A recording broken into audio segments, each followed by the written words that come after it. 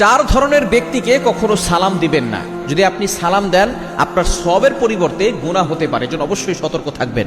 Number 1, এক number হচ্ছে যে বিধর্মী, যে মুসলমান নয়, তাকে আপনি সালাম দিলে আপনার কোনো সওয়াব হবে না, উল্টা আপনার গুনাহ হবে। মনে রাখবেন, সালাম হচ্ছে এমন একটা বিধান, একজন মুসলমান আর একজন মুসলমানকে দেখলে সালাম দিবে। সালামের অর্থ কিন্তু আমরা অনেকেই জানি না।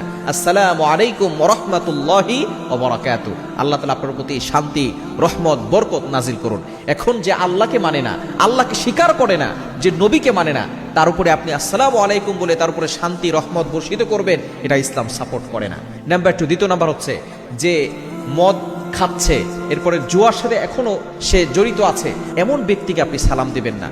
যে মদ খাচ্ছে তাকে আপনি সালাম দিবেন না। হ্যাঁ, তাকে আপনি পরিবর্তন করার জন্য, যখন সে এগুলো হারাম কাজ করছে না, গুনাহের কাজ করছে না, তখন আপনি তাকে বুঝাতে পারেন। 3 নাম্বার হচ্ছে যে পেশাব পায়খানা করছে, মল ত্যাগ করছে, তখন আপনি কাউকে সালাম দিবেন না, কেননা সালামের উত্তর দেওয়া হচ্ছে ওয়াজিব। এখন মূল কথা হচ্ছে যে পেশাব পায়খানা ত্যাগ করছে, এমন সময় যদি আপনি তাকে সালাম দেন, তাহলে তাকে ওয়ালাইকুম আসসালাম ওয়া রাহমাতুল্লাহি ওয়া বারাকাতুহু এটা বলা তার জন্য ওয়াজিব হয়ে পড়বে, কিন্তু ওই সময় এটা বলা কিন্তু তার জন্য ঠিক হবে না। এবং 4 নাম্বার হচ্ছে যে ব্যক্তি নামাজ পড়ছে তাকে সালাম দিবেন না। নামাজ পড়লে সে নামাজের ভিতরে আছে, আল্লাহর সাথে সে কথা বলছে, কারণ আসসালাতু মিরাজুল মুমিন, মুমিনদের নামাজটাই হচ্ছে মেরাজ। সুতরাং যখন কেউ নামাজে থাকবে তখন আপনি তাকে সালাম দিবেন।